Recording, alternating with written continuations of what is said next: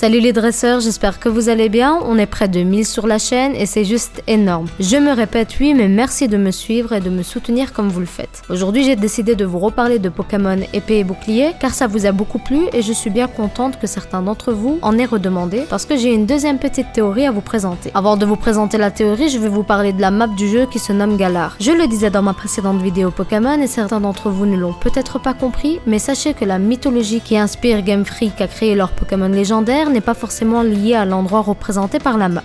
Par exemple, on a le jeu Pokémon X et Y qui se passait à la région de Kalos, région inspirée par la France. Pourtant, les légendaires Xerneas, Yveltal ou encore Zygarde sont eux inspirés de la mythologie nordique, donc rien qui ne soit lié à la France. De ce fait, ma théorie sur la mythologie égyptienne n'est pas incohérente comme certains l'ont souligné. Trêve de bavardage, passons à la map.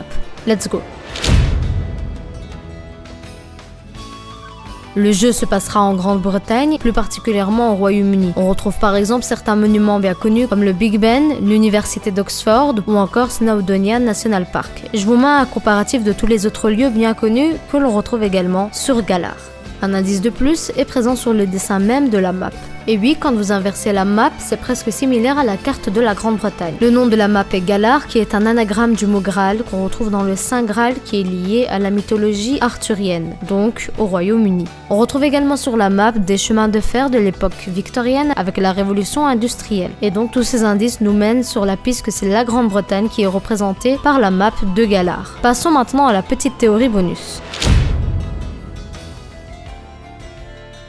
Ma deuxième théorie concerne la mythologie nordique, mythologie dont Game Freak s'est déjà inspiré pour le jeu Pokémon X et Y. Skrull et Ati sont les fils de Fenrir, dieu de la destruction, et de la géante Larnvidia. Ils font partie des managrammes qui sont des chiens ou loups de la lune. Ils étaient sans cesse à la poursuite du soleil et de la lune, et à la fin des temps, le Ragnarok, ils les avalent. Ça serait une métaphore par rapport aux jeux Soleil et Lune qui verront leur ère se terminer et ainsi laisser place aux nouveaux Pokémon légendaires. J'y reviendrai plus tard. Dans le jeu Pokémon précédent Soleil et Lune, on retrouve Linkarok, qui est un Pokémon loup qui avait deux versions selon la version du jeu choisie. Il pourrait être une inspiration d'un managramme, sachant que comme je vous l'ai dit, les managrammes sont une espèce. Il n'y a donc pas que Skrull et Ati qui en font partie, mais ils sont tout de même les plus connus parmi les autres fils de Fenrir et pourraient donc être l'inspiration des deux premiers légendaires d'épée et bouclier. Et pourquoi pas, Fenrir serait le dernier légendaire de la 8e génération. Un point important que j'aimerais souligner concerne le chiffre 8, ce chiffre qui est souvent associé au renouveau, à la résurrection. Nos deux frères managrammes ainsi que leur père Fenrir représente le Ragnarok et donc la destruction du monde. Ne serait-ce donc pas là une métaphore? Je m'explique.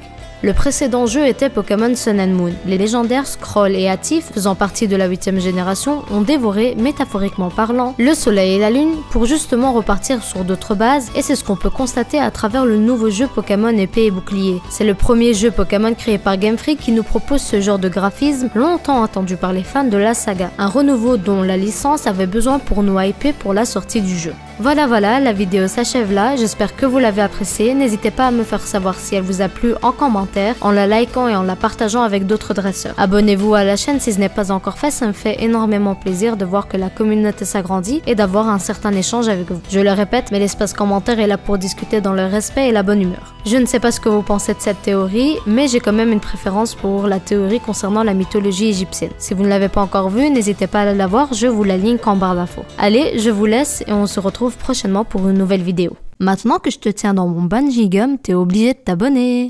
Hihi. Hihi. Hihi. Hihi. Hihi.